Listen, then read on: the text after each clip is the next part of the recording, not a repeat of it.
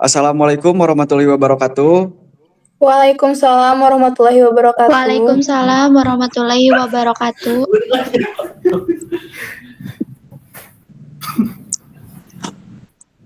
Pertama-tama, marilah kita panjatkan puji syukur kehadirat Allah Subhanahu wa Ta'ala karena telah memberikan rahmat sehingga kita dapat berdiskusi pada pertemuan kali ini.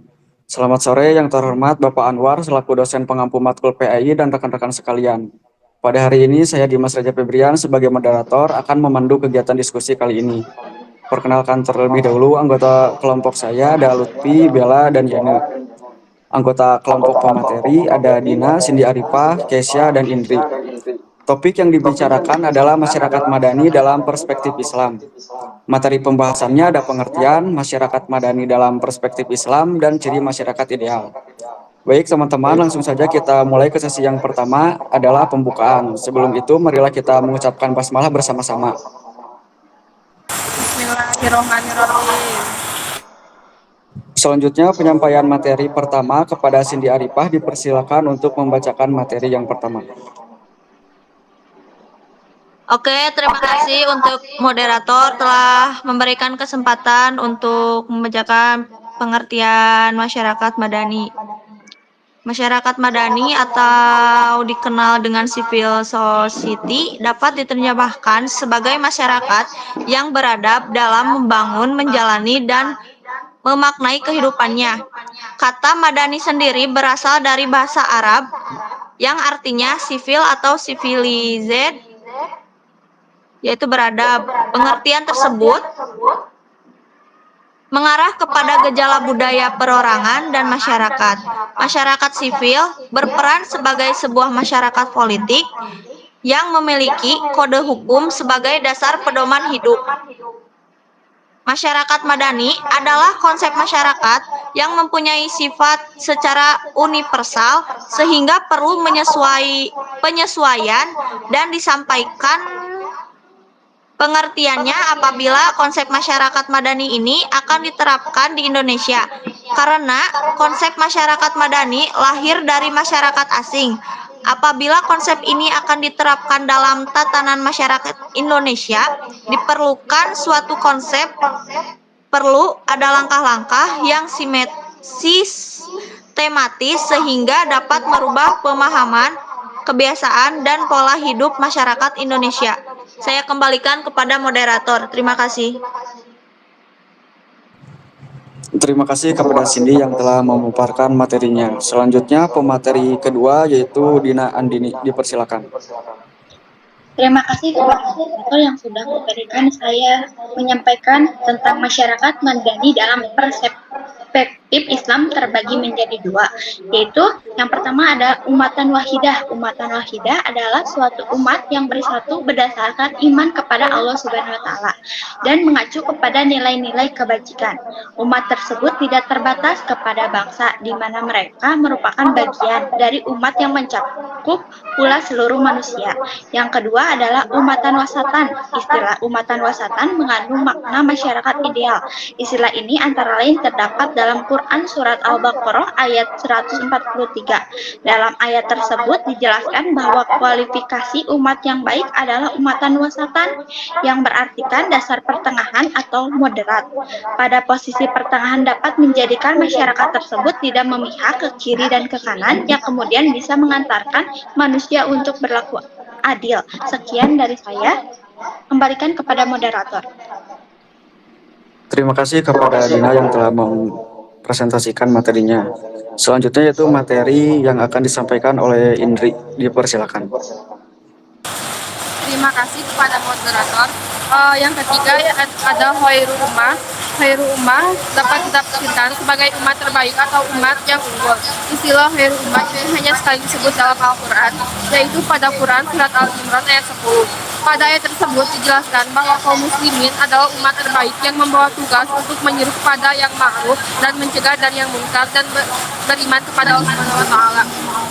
Dengan mencermati Quran Surat Al-Imran ayat 10 tersebut, sesungguhnya kita dapat menarik kesimpulan mengenai definisi khairul ummah dengan melihat beberapa kriteria yang telah disebutkan pada ayat tersebut, Di antaranya sebagai berikut. Yang pertama, menyuruh kepada ma'ruf atau menyuruh kepada kebaikan. Yang kedua, ada mencegah dari yang munkar, yaitu mencegah kejahatan. Dan yang terakhir adalah beriman kepada Allah.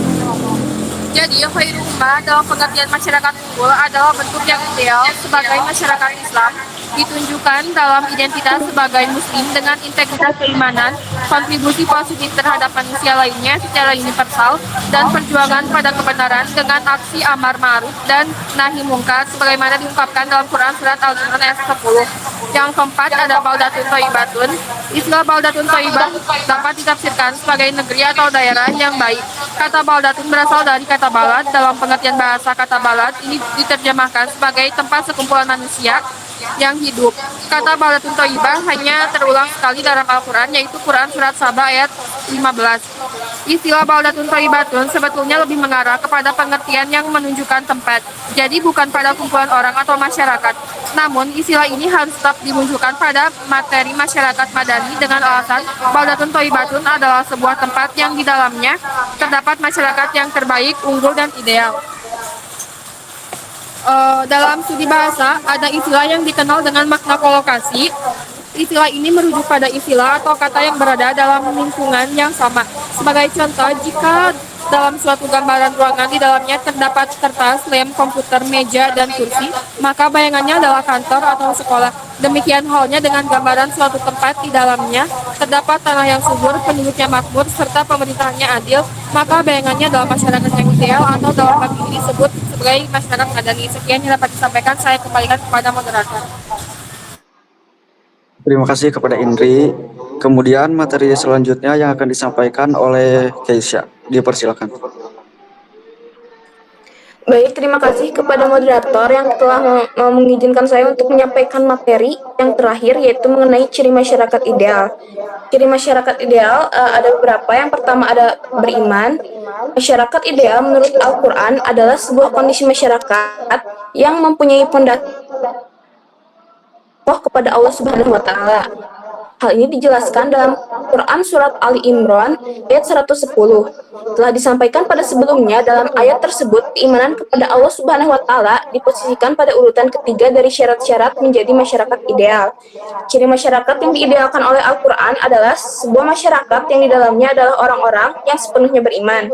Keharusan manusia mempunyai iman baik dalam kehidupan individu maupun bermasyarakat diperkuat juga dalam Quran Surat Al-Asr ayat 103. Secara umum, ayat ini mengungkapkan bahwa semua manusia berada dalam kerugian, kecuali orang-orang yang memiliki 4 sifat, yaitu iman, amal soleh, berwasiat kepada kebenaran, dan berwasiat kepada kesabaran. Ciri masyarakat yang ideal yang kedua adalah amar ma'ruf. Kata ma'ruf berasal dari bahasa Arab. Dalam tatanan bahasa Arab, kata ma'ruf merupakan isim maf'ul yang berarti tertulis atau ditulis. Kata kerja dari kata ma'ruf adalah arafa yang mempunyai arti mengetahui, mengenal, melihat dengan tajam, atau mengenali perbedaan.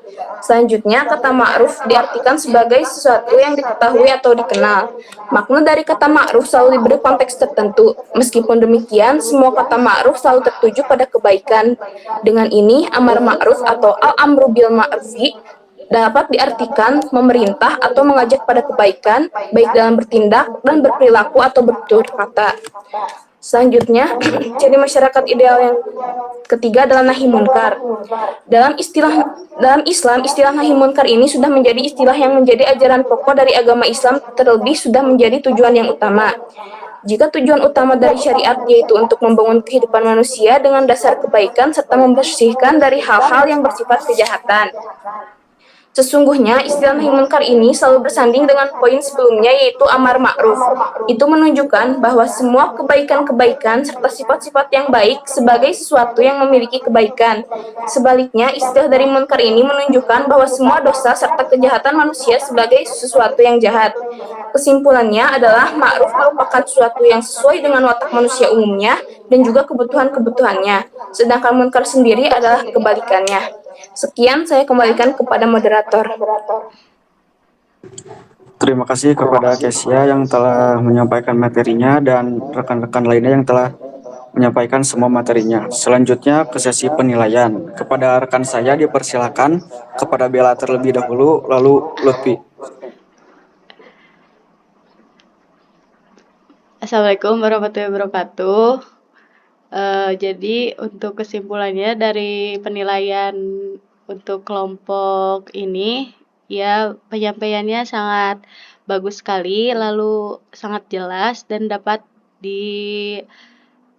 mungkin dapat diterapkan dalam nilaian sehari-hari.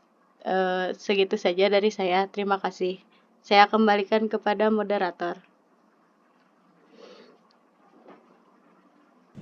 Kepada Lutfi dipersilakan.